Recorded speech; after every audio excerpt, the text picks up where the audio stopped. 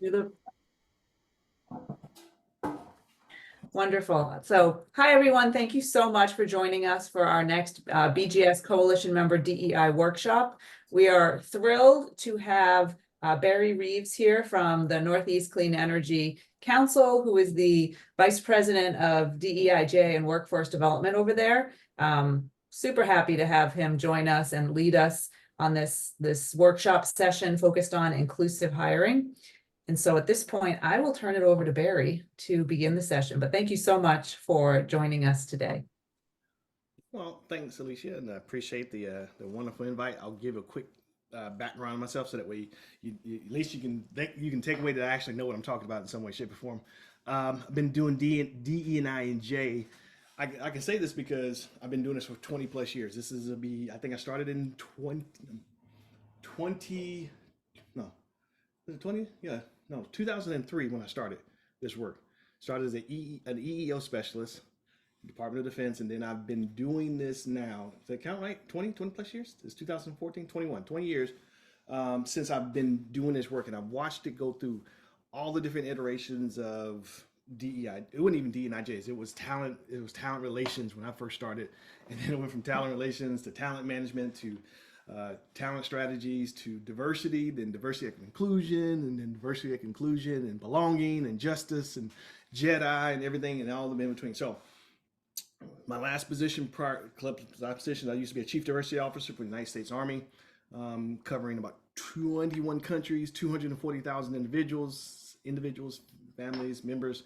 And I came over to the city of Boston as a assistant investigator for director and director of investigations, and I moved to the Boston Planning and Development Agency as the first director of diversity. I was there for 2 years, and then I'm now here and at the in the Northeast Clean Energy Council, or commonly known as the NECEC, as the VP of DEIJ, covering workforce development for Maine all the way through New York.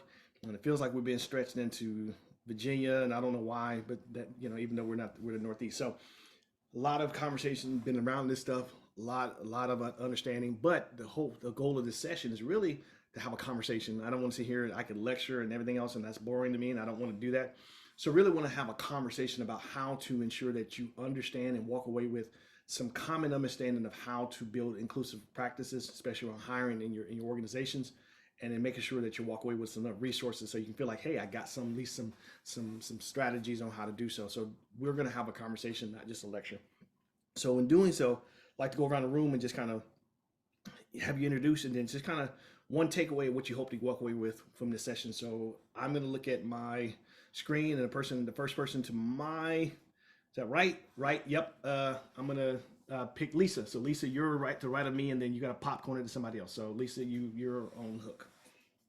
Thanks, Barry. Appreciate it. Nice to see you all. Lisa Cassio, she, her, hers. I'm with the Northeast Energy Efficiency Partnerships. My role is Director of Communications and External Relations. And I also lead the organization's work in diversity, equity, and inclusion.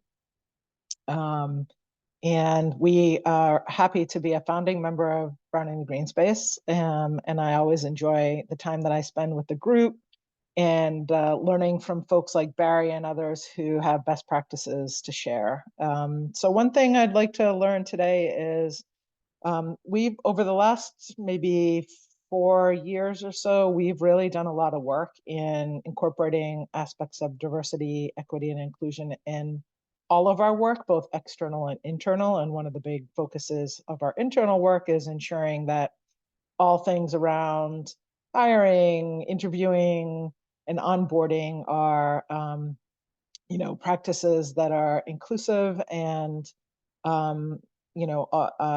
all things like that. And so one of the things that I'd love to hear about today is how other people are doing that in their work around hiring and interviewing, and maybe sharing some of the things that we've done. My colleague Laura is on here as well, and folks will get to hear from her. So I guess I'll popcorn it to Gabe next. Thank you. I am Gabe Shapiro, co-founder, co-executive director of All in Energy. I think I'm most interested in the sort of top of the funnel process of how to attract and like positively screen in diversity candidates legally and effectively. Um, so that's like one of the things that I am interested in. And I will pass it over to Dorian. Hey everyone, I'm Dorian, the office manager at Exodus Group.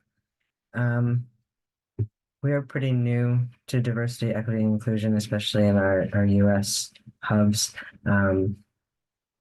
As the only queer person employed in the US by my company, I would love to have more diversity.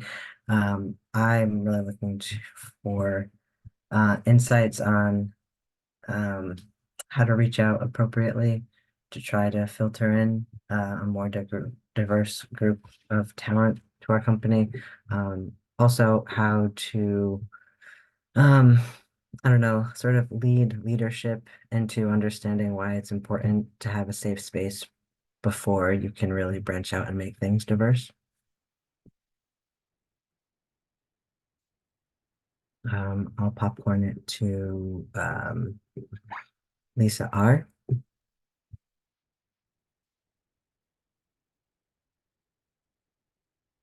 Hi, everybody. My name is Lisa Roper. I'm the People Operations Manager at Solstice Power Technologies. We're relatively new to the DEI space as well. We've always tried to have a very inclusive workspace and have a lens when hiring, but really honed in on how to do that last year. So some of the things that we focused on, and I love how Dorian put it, make sure that you have that inclusive culture first, then you can really, branch out and source for diverse candidates. And so that's what we've tried to do. So just really looking to see, tips and tricks. What is everybody else doing that is producing results? Right now, we've just focused on specific hiring boards that highlight different backgrounds, and not just in certain aspects, but in all aspects. And that could also be educational background as well. So that's kind of where we are. And I can popcorn this to, my screen's a little different. How about Janelle?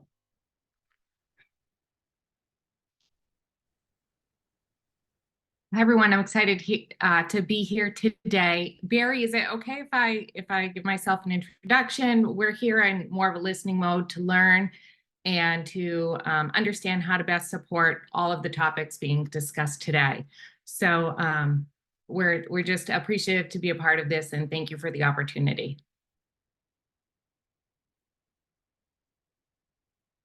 Popcorn it to someone else. Sure, I will. Let me popcorn it, not popcorner it, although those are delicious. To Laura. Thanks, Janelle, and hi, everybody. Glad to be here today. My name is Laura D'Angelo. I'm also from NEEP, Northeast Energy Efficiency Partnerships, here with my colleague Lisa, and I'm our Senior Manager of Operations. I recently, just within the past, between a year and 2 years, I guess, started leading our hiring efforts. So I've been learning a lot, learning by doing, and I am looking just to learn more best practices on increasing our inclusivity across the organization and in hiring for the whole process, from recruitment to interviewing to onboarding. So that is why I'm here today, and I'm really looking forward to the discussion. I don't recall if Adele has gone yet. I Nope. have not. Thank you. All right, great. So my name is Adele Sams, and I am the education liaison for Left Field Project Management. We're a construction project management firm. And my focus, I've really been tasked with getting us really invested and involved in more proactive DEIJ work. And anybody who's involved in construction knows that this work can be very hierarchical. And how do we end these kind of these cycles of it being hierarchical in nature in construction? And so I'm very excited to be part of this. I'm also our company's very involved in getting young people who are interested in construction, getting them investing our time and energy in getting kids who are in minority or women, getting them looking at construction as opportunities. And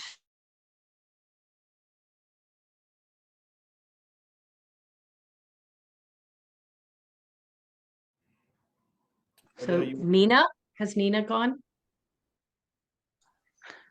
I have not. Sorry, my camera's still turning. There we go.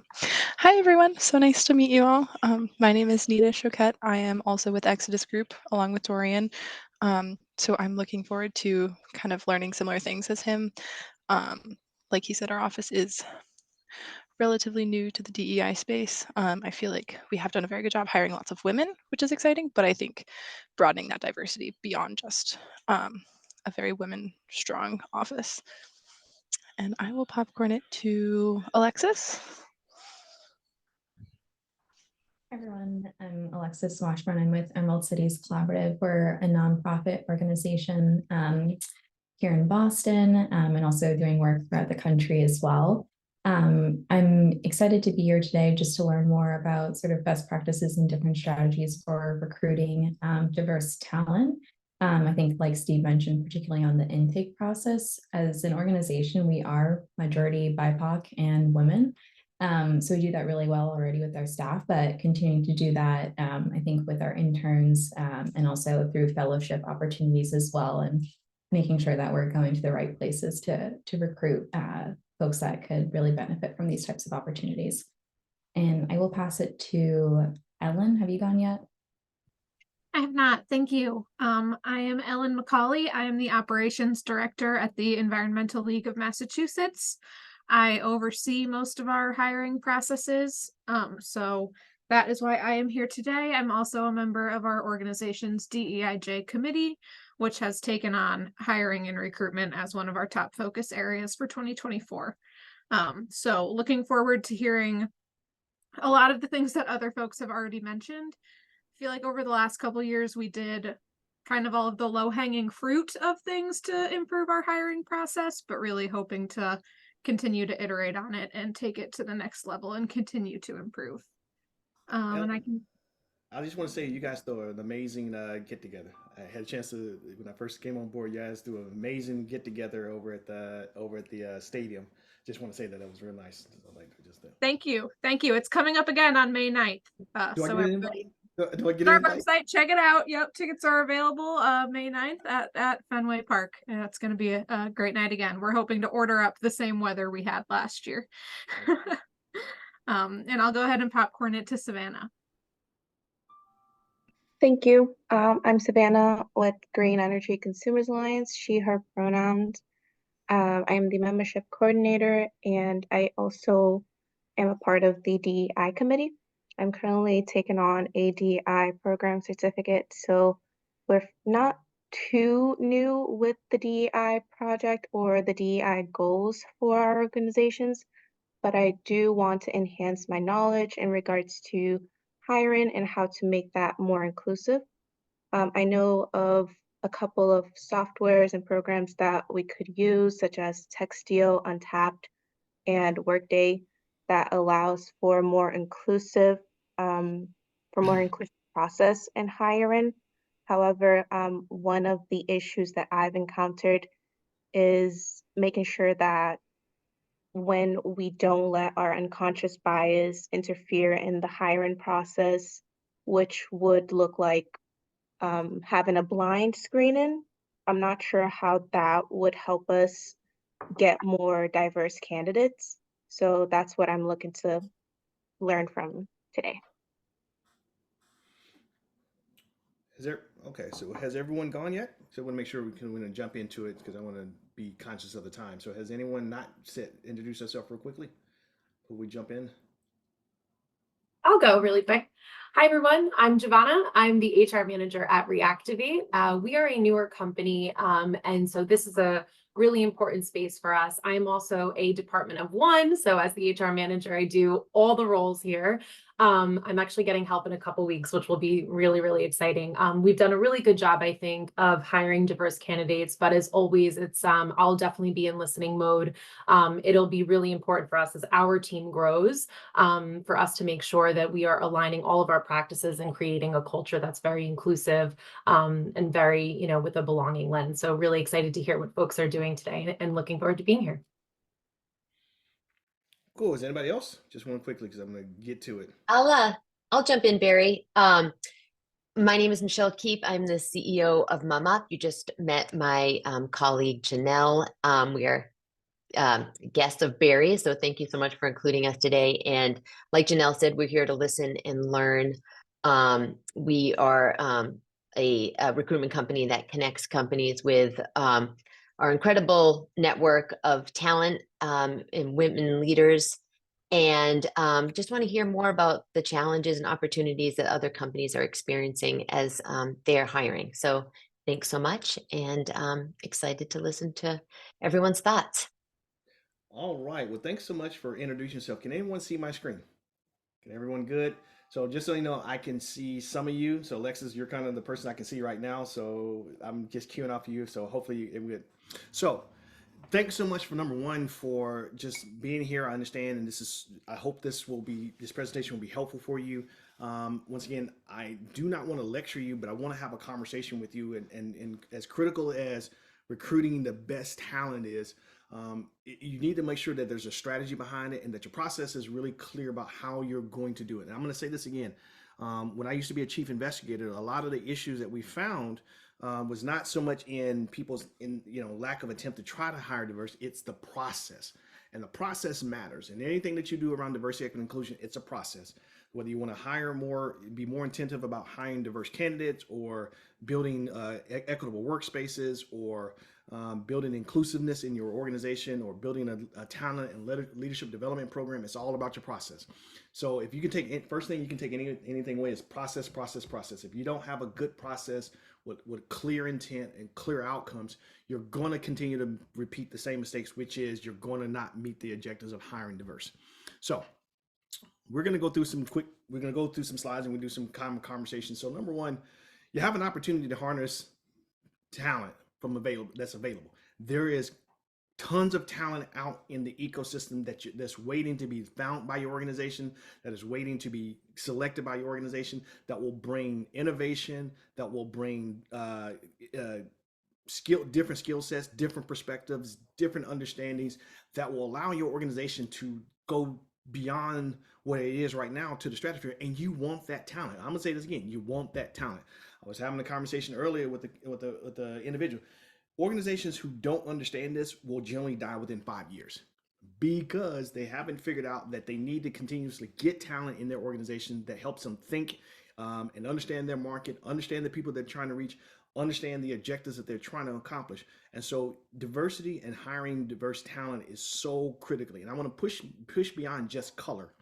Diversity isn't just a color, it's a gender, it's a background, it's geographical background. Listen, I'm a Southern guy, I grew up in the South. And so my contribution to an organization is just as invaluable as someone who is from the North or from the West or whatever else. Not knocking anybody who came from the Northeast. I didn't go here originally, but nevertheless, I'm here now. And so I've adopted that Northeast stance, but it's so critical. But the challenge is that you've got to do a couple of things. Number one, you've got to have a clear process about how you go out recruiting talent. But number two, you've got to address the biases in your process.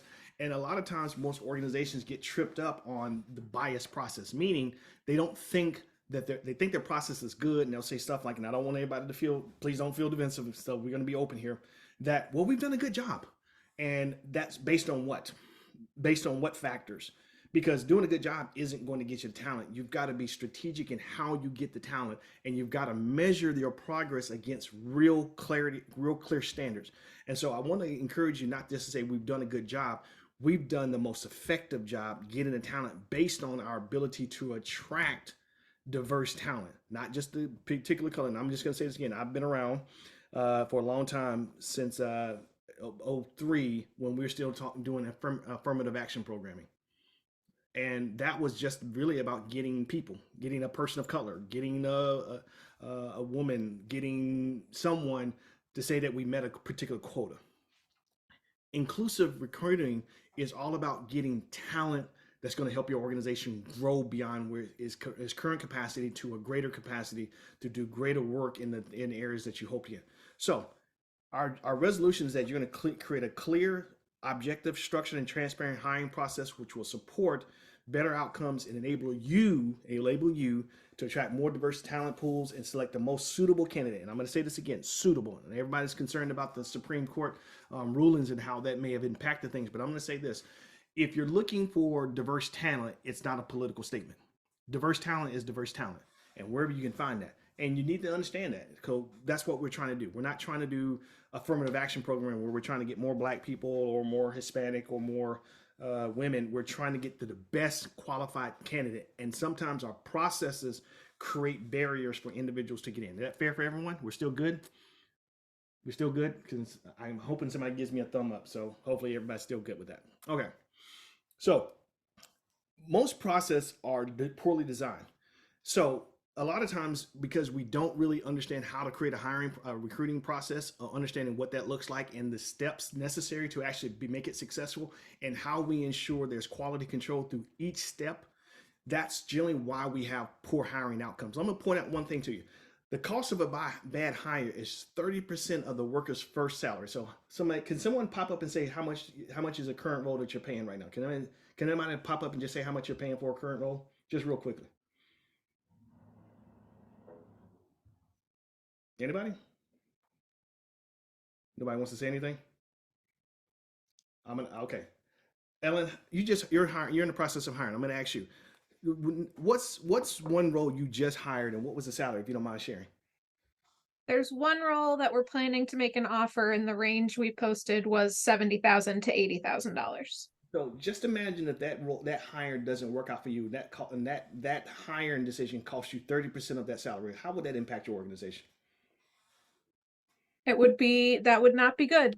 It would be wasteful. We would not be happy. Correct. And so the cost of hiring someone, and it generally costs anywhere between $60,000 and $70,000 to actually go through a hiring process. If you're counting the time to actually do the recruiting stage, put the announcement together, do the recruiting, get the candidate hired, get the person onboarding, and then hopefully that they pan out over the year, that's $60,000 to $70,000. And that's, in some cases for nonprofit organizations, that's critical, because we're fighting for every single dollar we got. And so our hiring process has got to be so strong and got to be so detailed that we can't afford not to make mistakes. So we have to design. So I'm going to say to you that most of the hiring processes are not effective because they're not designed very well. So number one is that they don't assess, so there's not clarity around the position. So in other words, the job descriptions are not poorly designed or poorly written. They don't clearly articulate what they're looking for in the candidate they're trying to see. It doesn't produce good hires. It impacts your hiring decision because it's not clear around what the competencies that are needed or the things that you're looking for, and it does not reflect the accuracy or the role, and the organization is not prepared actually to receive this individual and bring their talent into the organization to be effective. So that's what we need to understand. And then just a couple of quick points.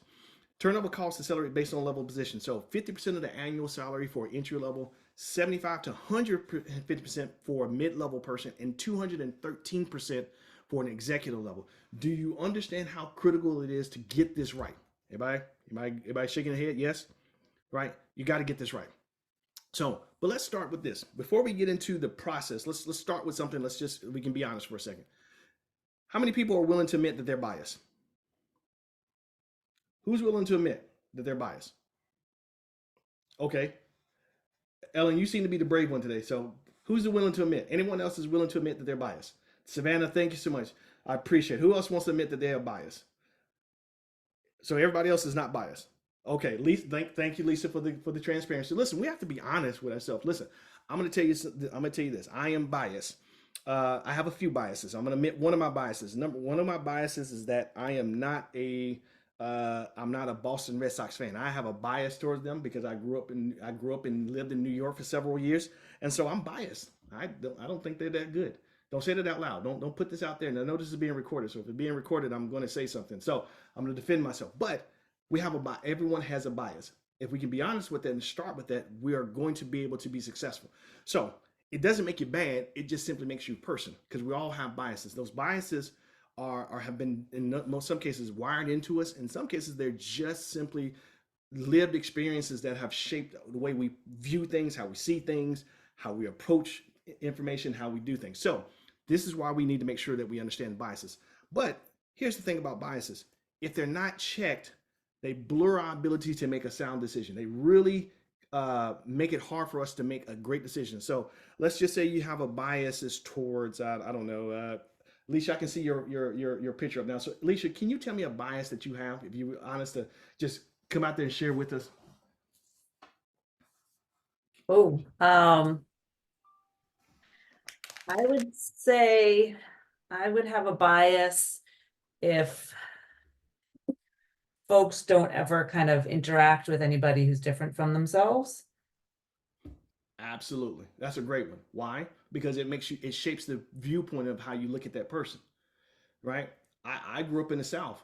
My experience with police officer has caused me to be biased towards people, especially white people in leadership. That's something that I've had to work through. Why? Because my lived experiences has taught me that police officers, especially white police officers, intend to hurt me. And that's an ingrained bias that I've had to learn to work through. And so a lot of us, whether we believe it or not, show up to our work, show up in our responsibilities with a bias already in place that we consistently have to deal with and check. And the way that impacts your ability to hire is that it increased false narratives. How you read that resume, how you look at their education, how you see their background, their names.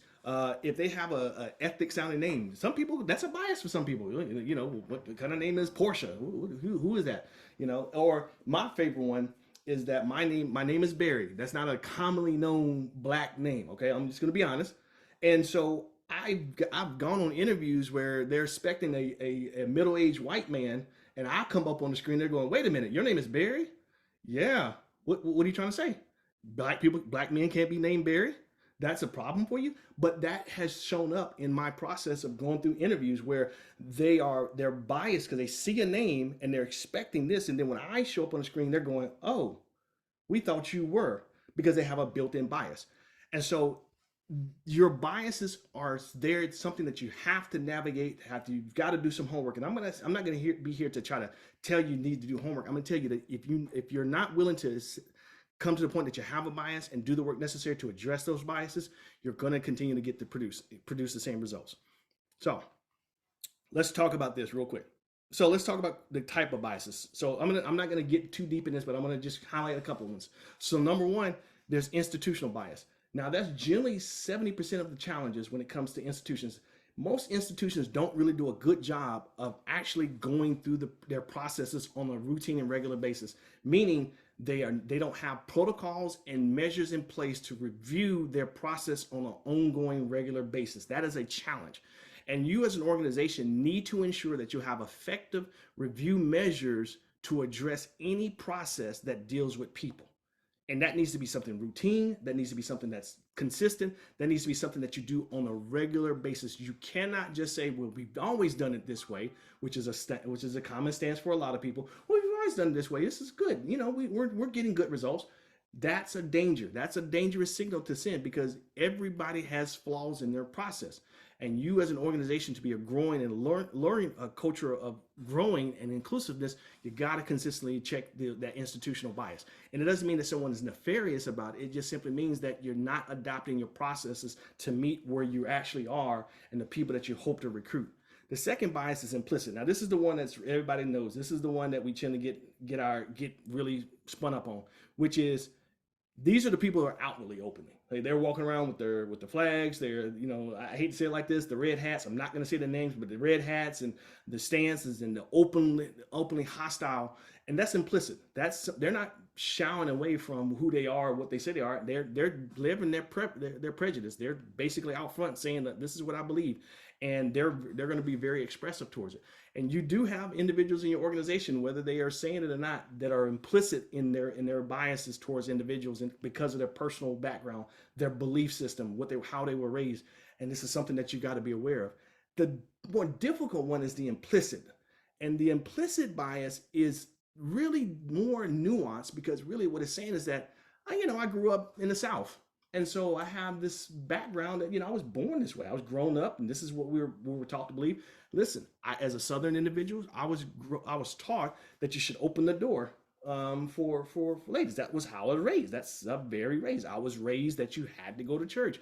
I was raised that you had to say yes, sir, yes, ma'am. That's how I was raised. And so that lived experience has shaped how I approach things. So if I see someone that doesn't open a door for a woman, I think they're wrong. I think they're being sexist. I think that's wrong. But that's my lived experience. It isn't always. And so that bias towards people who don't do that can filter my lens. So the implicit bias is the one that's a lot harder to really get after, because it doesn't come across as something wrong. It just simply means that how I perceive things through my upbringing, through my way I was raised, really has filtered the way I see things. So here's the thing I want to point out to you before we jump into it. You're biased. Okay, let's just be honest. You're biased, but there's ways to check your bias. So number one, for implicit bias, I'm going to encourage you to go take a test. And most of you have heard of the Harvard IET test. Here in the link, just take it, take a look, be willing to do the research, and sometimes say, ouch. It's okay. I mean, sometimes we're going to have to say, ouch, I didn't notice it. I'll share one more thing, and then I'm going to get into it. I didn't realize that I had biases towards, for someone that served in the military, I didn't realize I had a bias towards Middle Eastern people. I'm not saying that it's just doing some research and not realizing that my background in the military made me had me really looking at Middle Eastern people as something that was wrong, and not knowing that bias was there, even though I was working to help support them. It was something that I needed to realize that, man, I didn't have that. And so through a lot of work and a lot of self-reflection, I was able to realize that bias, but also address that bias in a healthy way. From an institutional standpoint, you got to recognize your processes. You got to look at your process. And even if you're trying to create a fair and equitable hiring process, biases that are not addressed and undetected are going to have negative decisions in your process. Is that fair? Are we still good? Are everybody good with me? We're still good. I'm seeing Alicia is not in here, so I'm going to assume that we're still good. All right, so let's talk about the stages of recruitment. Are we ready to get into the technical work? Everybody ready for the technical work? You're like, okay, I'm ready. Are we ready? We good? I'm shaking. I'm seeing some heads. Adele, you ready? We ready to jump into it? Okay. So in what we call your HR cycle, your stages of recruitment look around these different things. So in other words, you're gonna design the role. After you've designed the position, you're gonna recruit. After you recruit, you're gonna put the application process together. After you do the application and put it out there on the streets for people to apply, you're going to go through your selection process, and then you're going to go through hopefully at the end of that process, you're going to do a monitoring feedback, going to kind of look and see how well you did. Everybody good with that? So let's jump in here and talk about the role design. This is 75 to probably 80% of the problem. And we're going to do some conversations here. So a lot of times the job description and how you write it is going to be your biggest challenge. And we're going to pull up a role, a position description here in a second. But the factors in the job role design is, number one, is to give them a sense of, number one, the overview of the role, the purpose. What is this job going to do? What is it supposed to do? What are the key tasks associated with? What are the duties and responsibilities? What are the actual duties? Not something that's very vague and unclear, but clearly defining what those duties and responsibilities are, who they report to, what are the percentage requirements, whatever it is. And then lastly, what are the required, not what you like to have, but what are the required. I'll give you a great example. Now I've shared with you, I've been doing this work for 21 years. I saw a D&I position before I came into this role that required a Jewish doctorate. I actually reached out to that organization and said, can you tell me why this role needs a JD to be qualified? what are they doing that will require that level of education? And they couldn't answer me. In fact, they hung up on me because they couldn't really articulate why it required that. And so when you're talking about designing your description, that job, what are the minimum requirements for them to be successful? Not what you would like to have, but what the actual requirements. And here's why the bias is kicked in. Bachelor's degrees and education degrees have been a historical barrier for a lot of minority communities because of the lack of education outcomes, even though historically there have been people that are talented enough based on experience to actually do the job you're looking to hire. But because bachelor's degree have been an indicator of success and level of capability, those education requirements. And so there are jobs out there that have an education requirement that do not require that level of education. And so we need to become very conscious about, as we're designing our position descriptions, that we're clear about what the requirements are. What are they required to do? Not what would you like them to do, what are they required to do? So if they're required to be an expert in I don't know, QuickBooks, that's what you say. If they're required to have 4 years of certification in X, that's a requirement. That's because if that person doesn't have that qualification, they can't do the job. So I'm gonna stop here. I'm gonna take my screen down and stop here for any questions or thoughts before, so that way we can kind of pull this apart.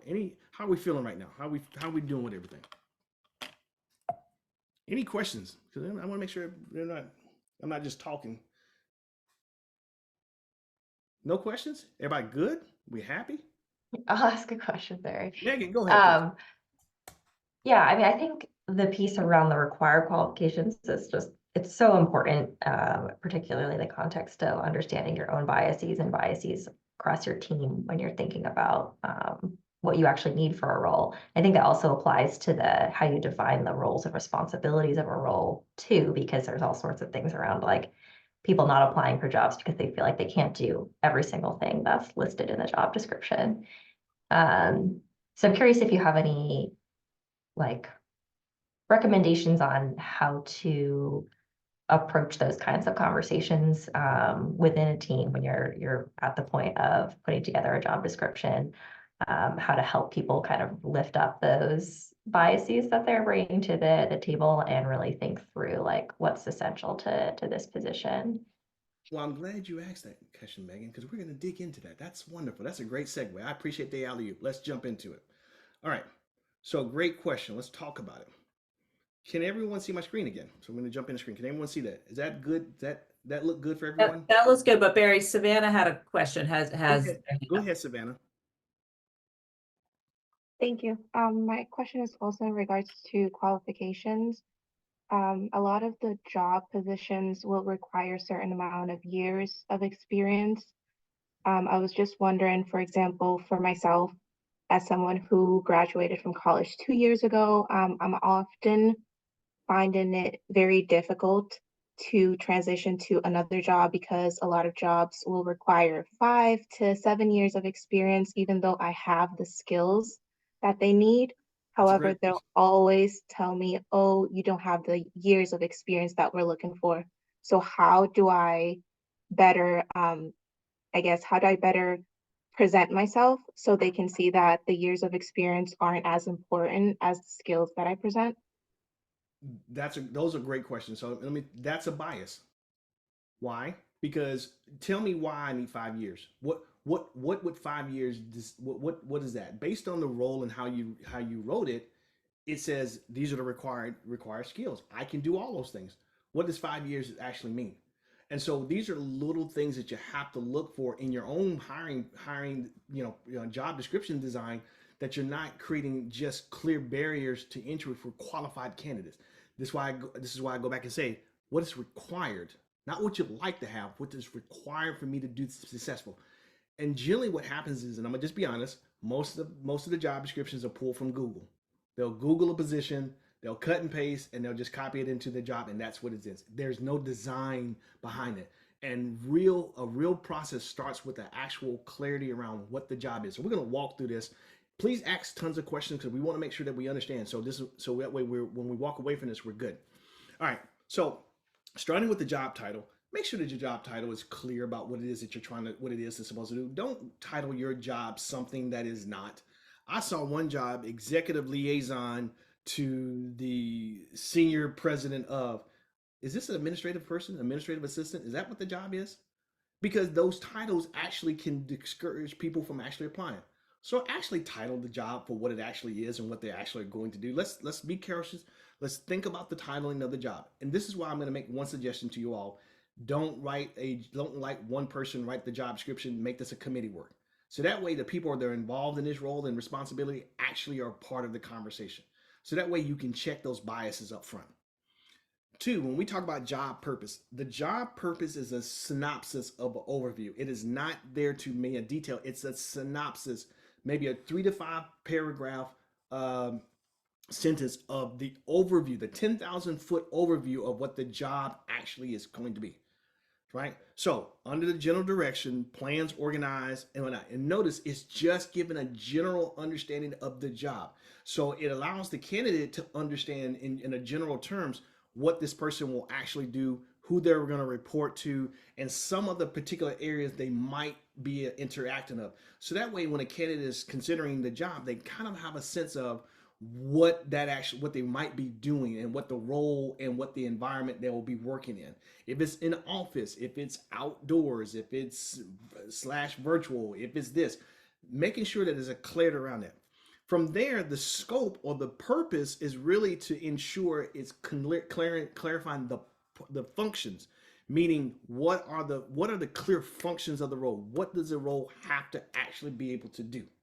So in other words, when we're talking about this role, manages the recruitment, notice, manages what? The recruitment and employment functions, develops and implements what? Activities to promote broad outreach to potential applicants, and provides cultural competence inclusive training. Those are clear functions, yes? Right? It's clear and concise about what that actual role is going to be doing. It's talking about the functions. Notice I said functions, not like to have, not want to have, the functional things that this individual will be doing. Okay? And once again, I'm going to say this is where the biases come in. Because we write towards what we like, not what the actual functions of the job will be. Because we don't think about what the functional aspects of the role is. So in writing this job scope, you're really going to write what are the functional details of the job. Functional. Everybody got that? Are we good with that? Everybody understand that? And I don't want to talk as if you know it. I want to make sure it's clear. Any questions on this before I keep driving on? No questions? Okay. Then notice the manager has responsibility for what? The overall operations of which department? In the absence of, so notice it also deals with issues of supervisory, reporting structure, and responsibility in the event of, right? And so these are things that are so clear of things that outline the functional responsibilities of the job to the actual, from the purpose of it, from the job description. From there, we're going to jump into the actual, now here's the key duties. Now here's the difference between the key duties. This is now very specific. So when you get into the knowledge, skills, and abilities or key duties, now you're going to get very specific. You're going to be very specific in your description. Now we're going to talk plans, organize, and do what? Gives group presentations regarding what? And who?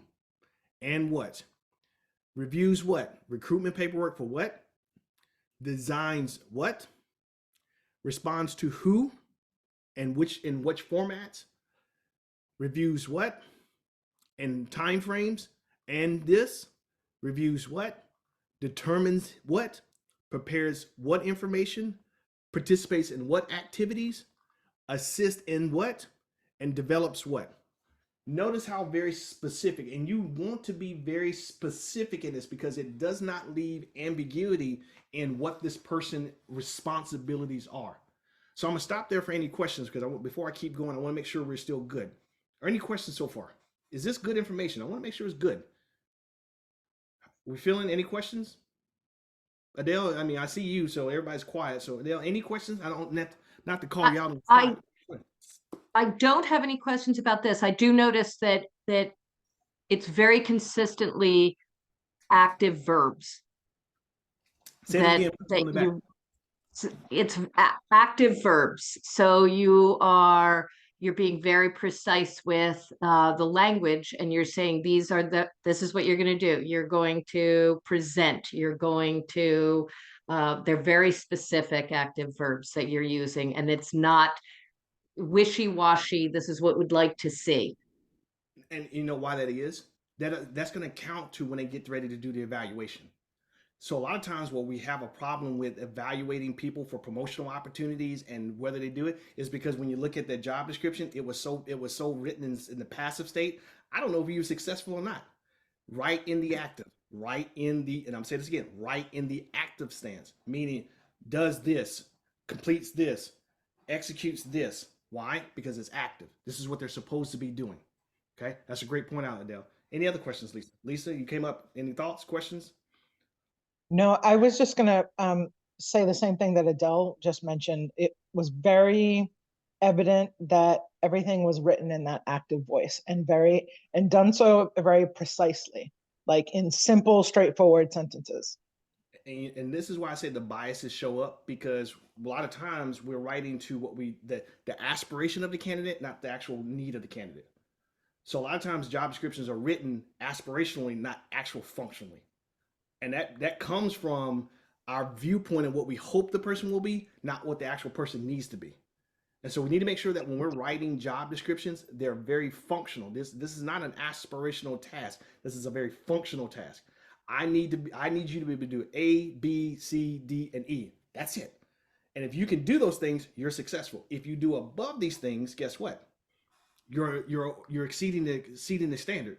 Okay, go ahead, Adele. So unfortunately, I have to go to a meeting at 2:00, but I did want to ask you one question, and I know that timing is a little off, but hoping that you'll address it at some point so that I can review it. And that is the concept of when we talk about inclusion, which really bothers me, like that as a word, because it's setting up a situation where we're saying we have a community, we have a culture in our organization. We're going to include you in it. And we're going to allow you to participate in what we've already established. And I'd love for you to speak at some point about how do you present it to candidates that we're not just going to include you in what we already have. We're hoping that you will change us for the better because of what you will bring to the organization that is diverse, that is different from what we all know. So so that's a great question. So let me address this. There's no studies that prove or show that diversity statements on your job description actually make a difference. Here's what does make a difference. It's what you look like to the community. That's really the truth. You know, one of the things I challenge organizations is, what do people say about you outside of your ecosystem? That's the truth of your organization. If you're not, and I'll just say this, I'll use NEEP. If you have no relationships to the community that you hope to serve, what do you think people who are looking to maybe possibly hire from you are going to say? The other thing I'll say, that when you look at your websites, stop putting pictures of stock photos of people that you know don't work there. Don't do that. You're telling on yourself that you're not a diverse organization. They're going to see it. What your brand is what's going to be produced. It's going to be what's going to go to the public. That's what you got to deal with. If your brand does not speak to diversity, I don't care how many statements you put. You can put all kind of diversity statements and we're pledge and this. That's what's going to show up. That's going to be the thing that speaks. So if you got a problem with diversity, before you even think about hiring diversity, you better fix that first. Why? Because that's going to be the calling card. That's what people are going to buy. Because listen, let's just be honest. Most of us, when we applied for the jobs that we're in now, what's the first thing you did? You go Google them. And you start looking. It's like almost you're like looking for gossip. Let me see here. Let me see here. Oh, yep. There it is. Nope. You ain't getting me in the doors. No, thank you. Nope. I'm gonna pass go on this one. So diversity statements don't really convey anything. the organizational practices, it goes back to what I said before, your practices and how your organization is set up is going to be the real determining factor if you're ready to bring someone on board to do what you've asked them to do. That means your structure of your organization is the thing you got to address, not the diversity aspect of it. So if you bring someone in because you want them to do A, B, and C, and then they get on board and the stuff that you ask them to do, they can't do, what's the point of hiring them? That's why I said, go back to your job description. You got to have buy-in for any of this stuff. Because if you don't have buy-in for it, and the person comes on board thinking that's what you hired them for, I can use a real world experience. I got selected for a job. I'm not going to put the company out there because some of you might shop there. Well, anyway, but they brought me on board to be the change factor in the diversity or inclusion factors. And so when I came on board to do the things they asked me to do, well, we didn't really ask you to do, we don't really want that. We just want you to be here as a face. Well, why did you hire me? Because that's not what your job description said. You said this, this, this, this, and this. I read it. Oh, we really didn't mean that. That's because that's going to tell, so to your point, Adele, that's going to be the determining factor if your organization is really inclusive, rather than anything you put on your website or anything you put on your job description or anything else. Now, you are required by law to put certain statements about equal employment. That's a requirement, not a statement. But there's no requirement for a diversity statement.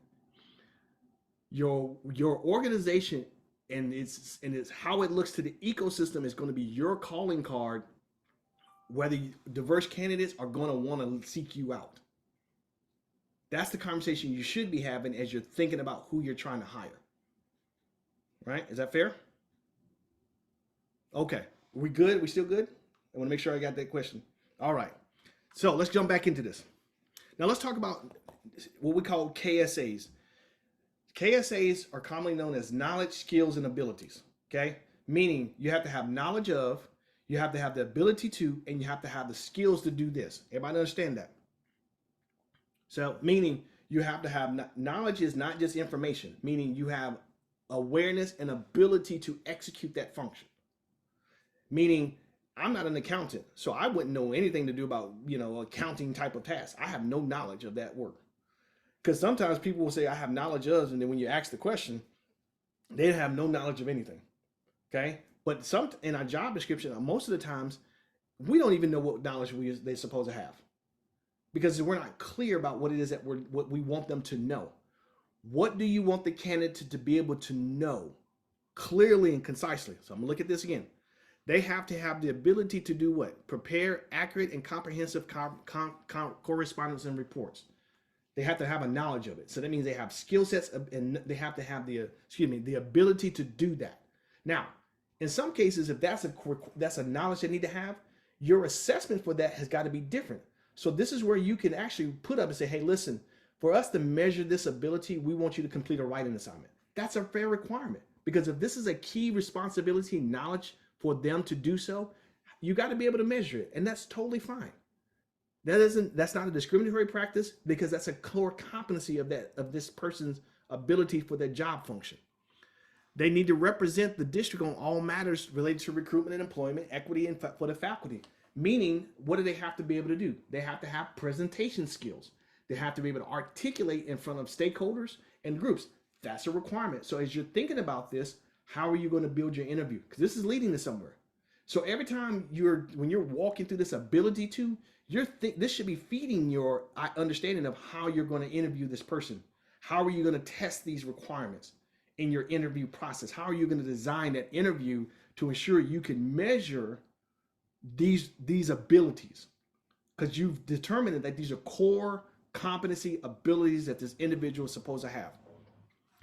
Effectively train, supervise, and evaluate classification staff and department. So meaning you want to test whether this person can actually train and teach. That's a competency. That not everybody can teach. Trust me, I've gone through several iterations. I've had to go through multiple courses. The military requires everyone who stands in front of a teaching to be certified. They will not let you go in front of a large audience, whether it's 10 people or 200 people, and train and teach unless you've been trained practically and graduated a specific course. You have to be what they call instructor qualified. So now, once again, as you're thinking about these abilities, how are you going to actually interview that, and how you're going to determine whether this person can do that?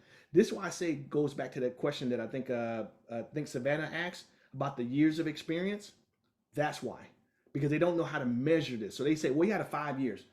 If you've got 5 years, obviously you can do this work. No, that's not the truth. You got to be able to measure whether this person can do it. Not the years they've done it, can they actually do it? Because there are people out here who've been in this industry for 10 years and can't do half the stuff that they say they can do. Okay? So don't let time be a factor in your determination. Lastly, knowledge of. Meaning, when we talk about knowledge, they have to be able to demonstrate they have a knowledge of the local laws governing certain aspects. So if this person is a policy person, let's just use that one, a policy, or better yet, an intern. Let's talk about interns. Interns are, when we write intern position description, we just cut and paste stuff. Let's just be honest, because we don't know for sure what we want the intern to do. And so a lot of interns who would apply for these positions, I generally will say, I can't do that job because I don't have these skill sets. And an intern is there to do what? They're there to gain experience. And so your position description should be written in such a way that it says, hey, listen, we want you to come and learn aspects of our job. Not that they're not an employee. You're not hiring them for a staff position. You're hiring them for an experiential learning opportunity. So you should be writing the position description for that learning opportunity. Hey, if you want to become an intern, we have an opportunity for you to come and learn A, B, C, D, E. If you're interested, and this is where your career is going to be going, you should apply. Is everybody tracking with that? Everybody good with that? I got a hand clap from Megan, so obviously we've had problems with that. And I know Browning and Greenspace does a lot of work with internships, and that's generally why interns don't apply, especially interns of color. Because when you write the job description or the intern description, you write it in such a way like you're hiring a full-time employee. And you're not writing it so that way they can actually have a learning experience. So this is critical. Knowledge of recruitment, selection, retention, and training techniques. These are knowledge. They have to have a knowledge. But once again, you have to design your interview process to actually meet that requirement. How do you test these things?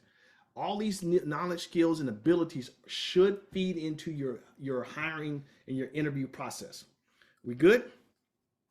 Last couple of things. Now let's talk about this minimum qualifications. I'm gonna say this again. I can't stomp my feet because I'm in my stool, but I'm gonna stomp my feet anyway. Don't write something that's not a requirement, and don't put a minimum requirement that you know that most people are not going to meet. That's a bias again. I'm going to call it out. Okay. The minimum requirements as detailed, meaning this person, if they have the minimum requirements, they'll be successful in this role. And if you don't know it, go back to the drawing board and make sure that you've thought through what are the minimum requirements. And if you're not for sure, go find someone in that field and have that conversation. What are the minimum requirements of this? I don't know. And I'm gonna say this to the HR people now.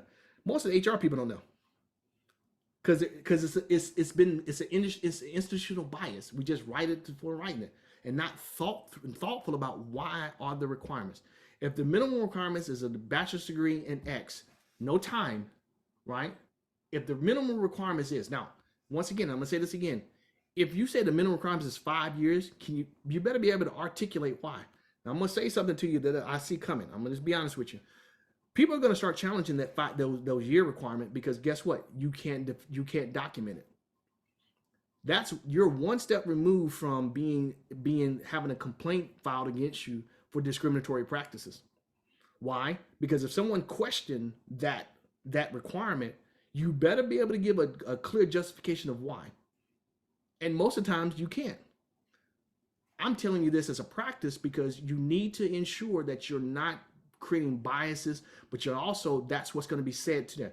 They don't really want to hire young people. Let's just be honest. Most young people coming out of college don't have 5 years of experience. Heck, most of us don't have 10 years of experience, but I see job positions, 15 years of commensurate experience. And the job is a manager job. And I'm going, wait a minute. How is a manager going to have, by the time you get 15 years in, it's time to retire? What are we talking about? Why would this person need 15 years of experience? I'm ready to retire. Listen, at 15 years, I'm retiring. Don't talk to me about trying to do another fit. You please. Okay?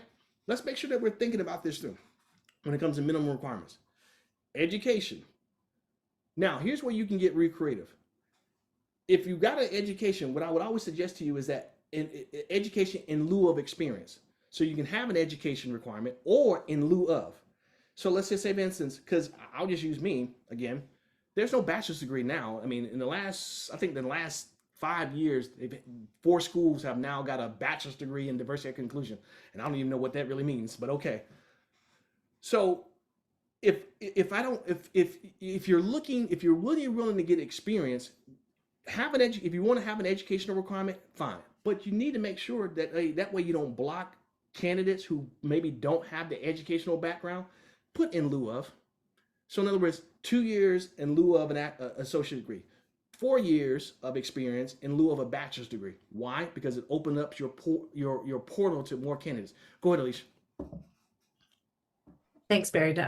Just want to mention quickly or ask about how, or I guess highlight that we are working in a lot of ways in like a nascent industry that's like developing in real time, and any number of subsectors might not even have been around for 5 years, what have you. And so when I'm thinking about the internship positions, what we found is some companies who are saying, must have an interest in or experience in offshore wind or something crazy like that. Like who has that currently? And of the people that do, is that, a very focused subset of society, and how diverse is that subset? If they've already been through some kind of offshore wind, I'm just using that as an example, but just to think about the industry we're all in and the wanting to kind of create pathways and, diversify.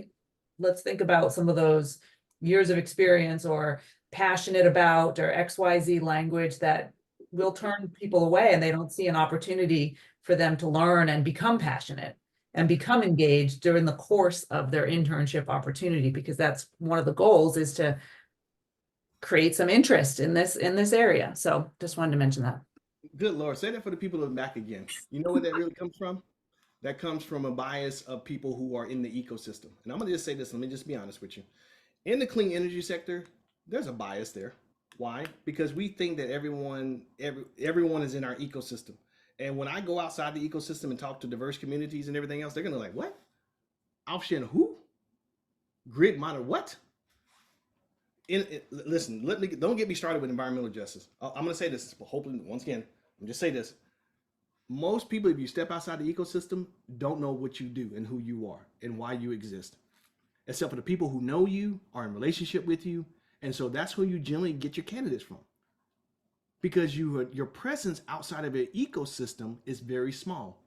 Because you haven't done the necessary work to actually make yourself you haven't made yourself significant in people that are not in your world. To get diverse candidates, you've got to be able to get outside your little small ecosystem and broader. This is why you need to use social media. This is why you need to have your community engagement process thought through. This is why you need to do work in those communities that you hope to be a part of and recruit from. Why? Because that's going to be your biggest calling card. I don't care how, you can be the most inclusive organization in the world and have the greatest slogans in the world, but if they don't know you outside of your own ecosystem, you're not going to have a presence and you're not going to get those candidates. This is why we can't get people of color in policy positions. Why? Because who's going through school that wants to say, I like to be a policy analyst for environmental justice? Who's got kids? Anybody saying that? My daughter and son are saying, Dad, I want to be a truck driver. Dad, I want to be an artist. Because that's not their world. So we have to be thoughtful about, number one, when we're putting out there the requirements and in lieu of experience, or especially with interns, don't say stuff like, passion for, desire to learn. Better statement. Because every intern has a desire to learn. And if you do that right, you're going to create a student who is actually going to grow passionate about the industry that you hope them to become. And they'll become an interested advocate, a possible employee, and someone that can really transform your organization. But because your wording has created a barrier, so now this person is no longer even interested. Okay, you've cut off the opportunity for someone to really grow in your industry. Last couple things before we get into the rest of the slides. Notice it said preferred, not required. See statement 1 and 2? Everybody see this right here? What do you see here? Preferred, we love for you to have a degree, but we'll take this instead. We prefer you have a bachelor's degree. That's one, but you better be able to justify why they need a bachelor's degree. Okay? But we prefer also that you have experience in a public education institution. That's something that's going to be important for us, but it's not a disqualifier. So notice, this is why the terms that we use in our job descriptions matter. This is why I'm spending so much time on this. Preferred, not required. There's a difference. Everybody still with me? Now, last couple things I'm going to say is some counterpoints. Put the salary up there. Stop being. I'm gonna tell a story. I'm sorry. I'm gonna get off my soapbox for a second. So I got a call for a job interviews to be a director of diversity for a nonprofit organization. So my screening call was, hey, notice that you haven't put the salary. Well, we're trying to figure out what would you asking for salary. Why? Because I'm going to tell you my salary. I have a number in my mind. And so a lot of organizations are trying to get the lowest salary employee because that's their pitch. Be transparent about your salary so that someone can make an interest. And then do this, please.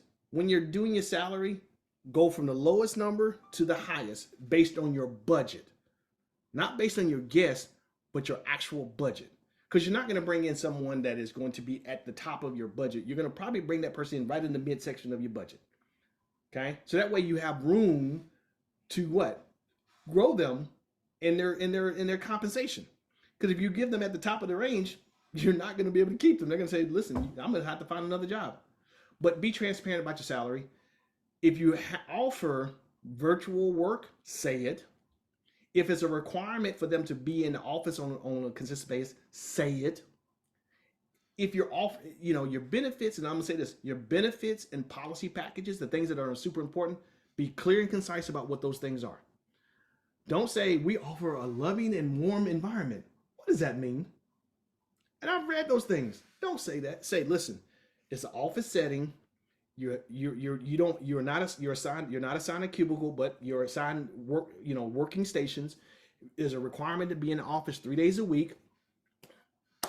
We offer a generous package. Spell out the package when it comes to your HR package. Stop being vague about that. Be clear and concise. Why? Because candidates who are diverse, and you'll see on the slide here, the top candidates are generally gone within 10 days off the market. You are competing with other organizations who have figured this out.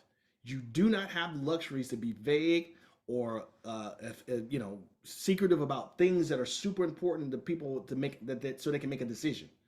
So be clear about this. Everybody good with me? So good? Everybody good still? I don't never know. Gary, I just want to do a time check that we have about 17 minutes. Yep, we'll get through it too. We're going to get to it. So we're going to jump back into this stuff because I think hopefully everybody's getting some good stuff out of this. All right. Great. Here we go. So I'm going to quickly jump through these stats so that way we can have a few minutes of questions and stuff like that. But just know you got a lot of material coming for you. This is going to help you. So when it comes to attracting talent, I've already kind of talked to you about the requirements and stuff like that, but let me give you some key points. Use social media effectively. But I'm going to say this again. You better know what your social media presence looks like. Okay? Because you can get out there and use LinkedIn and Facebook and everything else, but a lot of times the people who are following you on Facebook are the people that are interested in your circle. So it means your social media presence isn't as wide as you think it is. So you may have to do some groundwork on expanding your capabilities. This is why things like word of mouth are more effective, because people that are part of your organization who are from a diverse background can actually expand your network of influence. So this is why you use your staff as helpful to recruit. That you should be including your staff as a part of your recruiting measures. Asking them, hey, listen, if you share this on social media and someone from your circle implies and gets hired, we'll give you a bonus. You want to talk about people who will go out and promote your job? Hey, you need it. But they also become the calling card for your organization on why people should join. They are a more effective source of communication than anything that you could ever do and come up with in any creative marketing campaign. Job boards are passive, okay? They're passive. They don't work, okay? Because a lot of times, let's just be honest, how many have been on Indeed, applied for a job, and then found out the job has been hired 7 months ago? They're passive. Active, you want to be active in your opportunity to promote. This is why I use active measures. If you need to use a job board, use them, be strategically, because they cost money, okay? So just think about your budget, think about what you do. Affinity organizations. Now, affinity organizations are great partnerships, but I'm going to say this again. You better have a partnership with them already, because they get hundreds and hundreds of thousands of requests. So before you go looking for a Blacks in Energy or Association of Latino Professionals or recruit disability, you better already have a relationship with them and doing some good work with them, because they're going to be the communication to their audience. So you've already better have done this work necessary to actually get them connected to you and your work long before you just go make an ask, because they get a ton of asks. You want relationships with these communities, so it's important. Let's talk through the application process. Okay, the average hiring time is 42 days. I'm gonna be honest with you. That's for good candidates. Most of the time it's about 90 days, okay? Depending on your ability to recruit. It goes back to your ability to attract talent. Most qualified candidates are off the market in 10 days. This is why it goes back to how well your process is designed, okay?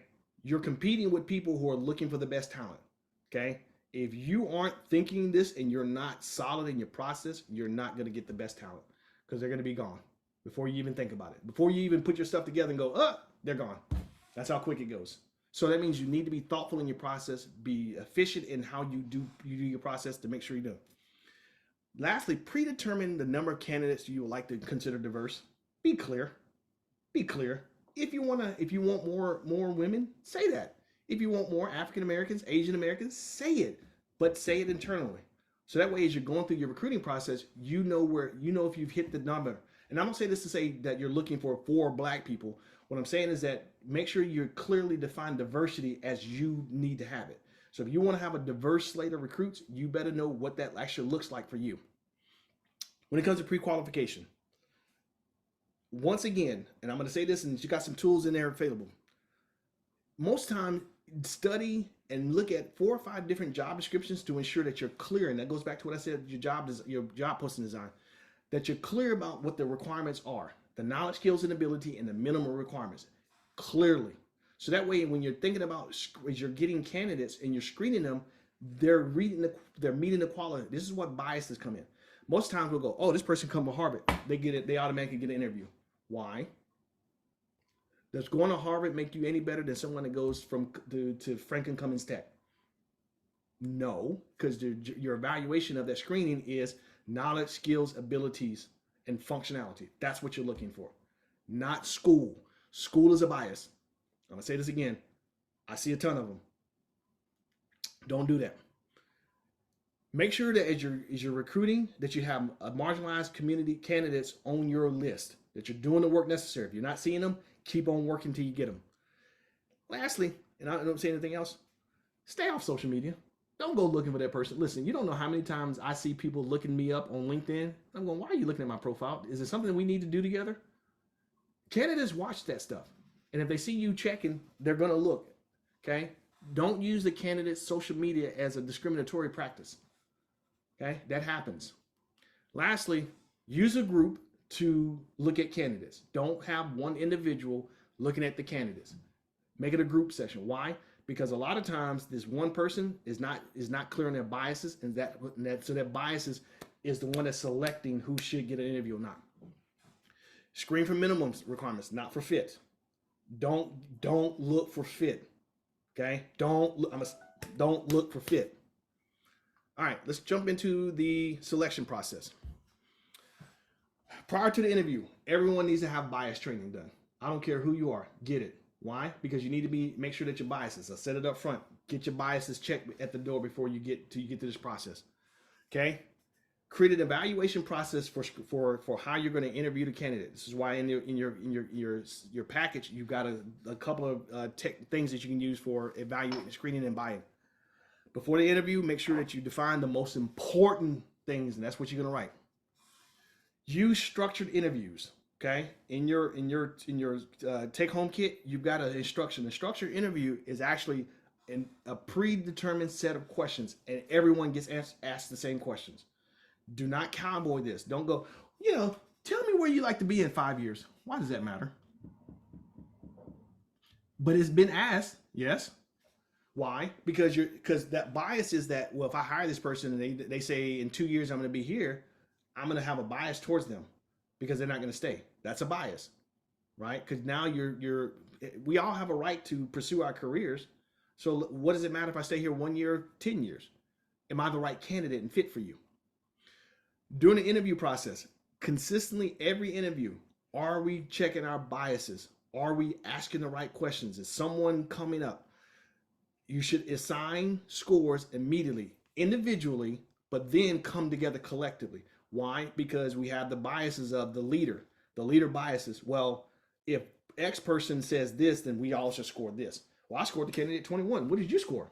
Well, maybe I scored 21 because that's the boss, and I don't want to be against the boss. The boss scored 21, I get 21.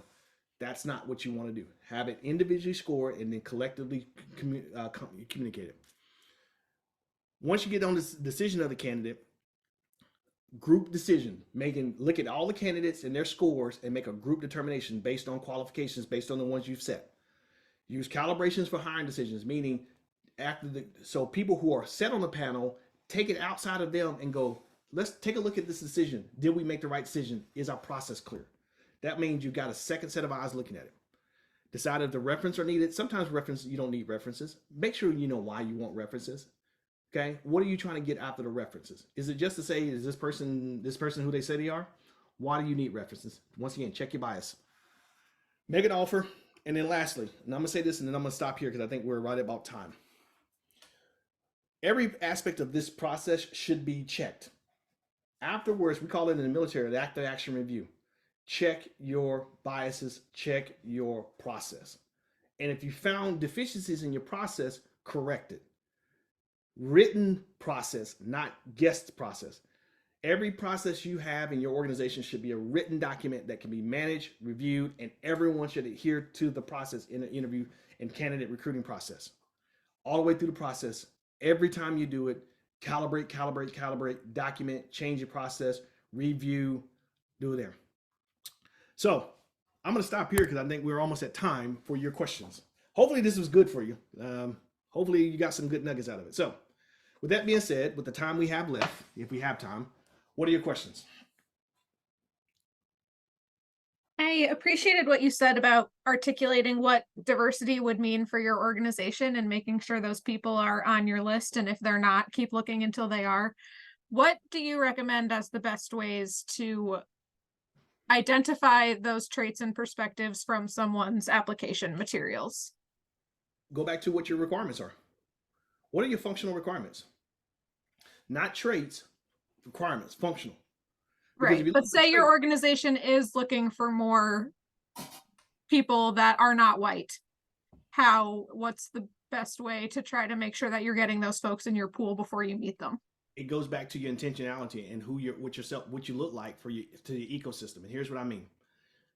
This is why you can, in your packet that you're going to get, there's a bunch of diversity hires. But here's what I say, if you're really thoughtful about your recruiting process, go make relationships with those organizations and talk about how you can be more inclusive in your hiring and how can you recruit, because they're going to give you a better sense of how to do that better than just simply trying to hire and put out there. Recruiting and inclusive recruiting is thoughtful and intentional. It's not guesswork. How you can get more is that you got to put your application. That's why I gave you resources to put yourself out there in such a way that you're doing. But it also goes back to what you look like to the ecosystem. And if you notice, look at your followers on LinkedIn, look at your followers on Facebook. That'll tell you everything that you need to know.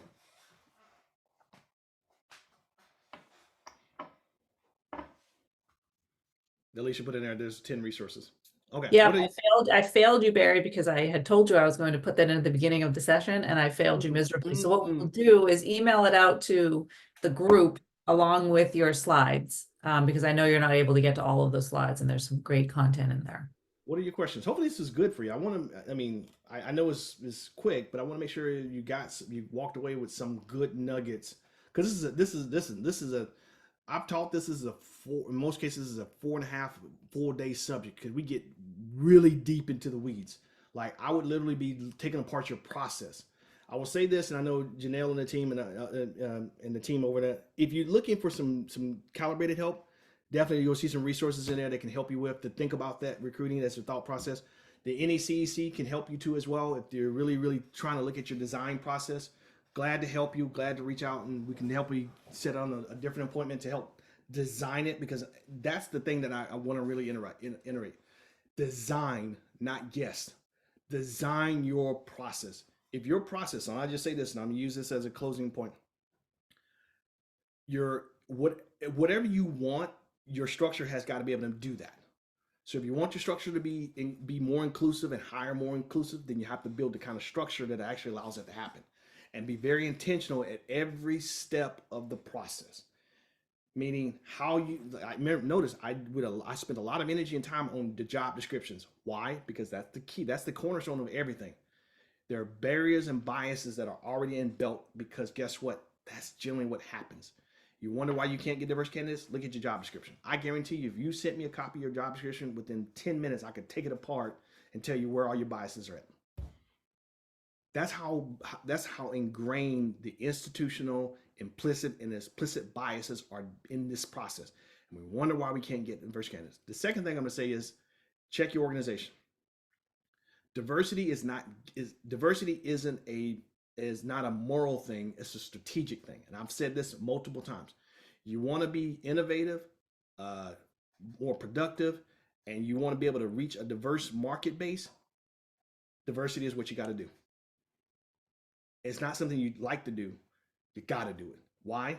Because you're recruiting people in this ecosystem who are different, who are from different backgrounds, different identities, different passions.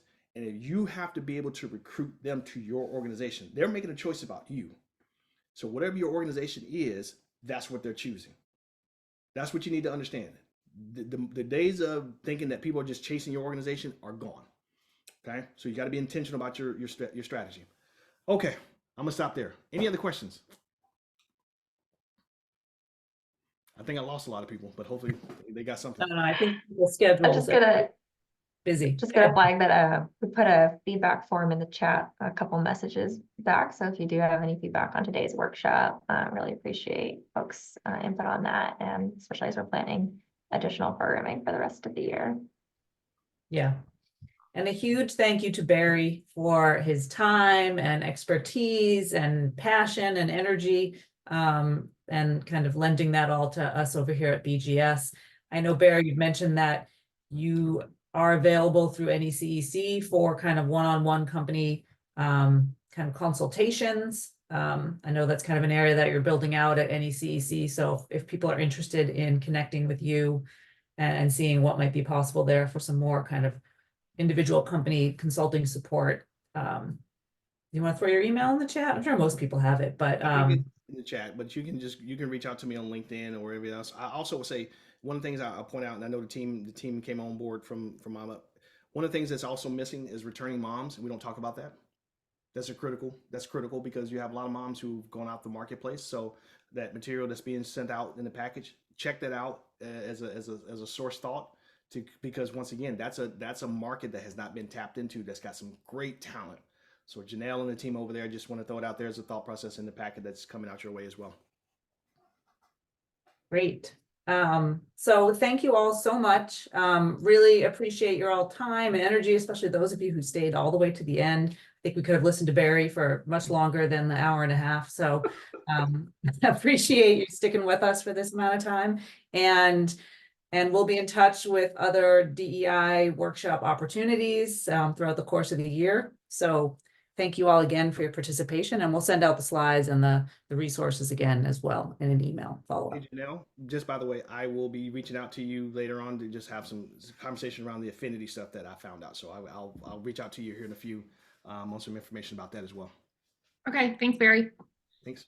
Thanks all. Thanks, Alicia, you want everyone. to stay? Thank you so much, Barry. Can you Take stay care. for 2 Thank you. minutes? Can you stay for 2 minutes before we go? Oh, No. me? Alicia, can you Or- stay for 2 minutes? Yeah. We need to stop recording. Let me do that. There we go.